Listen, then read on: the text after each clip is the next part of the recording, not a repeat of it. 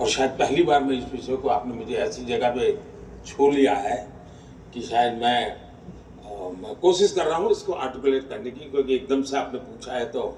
लेकिन हमारे देश में जब भी कश्मीर की बात आती थी तो 70 साल तक इसको इंटरनेशनलाइज किया गया।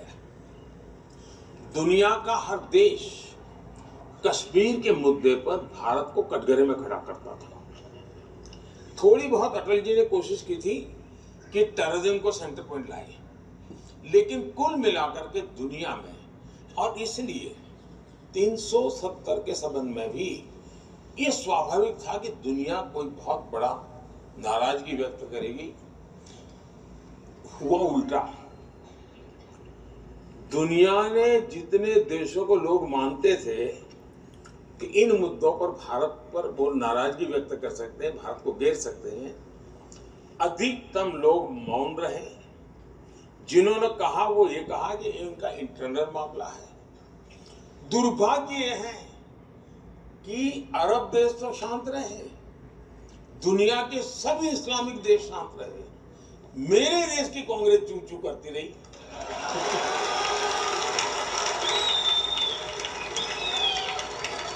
ये मेरे दिमाग में नहीं बैठ रहा है। इसका मतलब ये हुआ कि ये एक ऐसी मानसिक विकृतियों से भरी पड़ी हुई इनकी सोच है। दुनिया ने, और अच्छा 370 के बाद में दुनिया के कई इस्लामिक देशों में बहुत बड़ा सम्मान प्राप्त करके आया हूं, मुझे कोई दिक्कत नहीं हुई।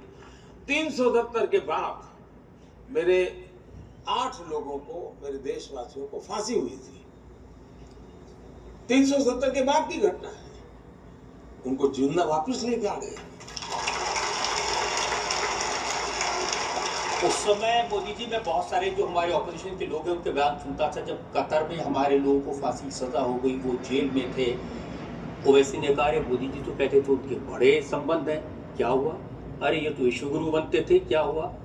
किसने कहा कि कतर, मोदी जी कहते थे इज माई सेकेंड होम, अब कुछ नहीं कर पा रहे।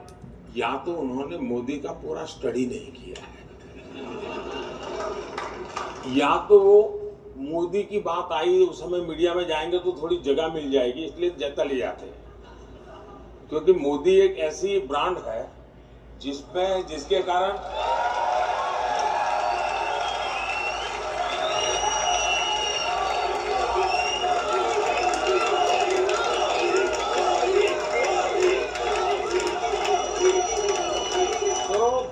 गाली देने से भी उसको स्पेस मिल जाता है, और इसलिए लोग मौका ढूंढते हैं, यार गाली किसी और को देने से क्या फायदा है, मोदी को देंगे।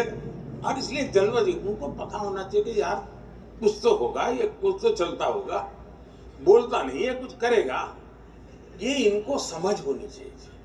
अब इतने साल हो गए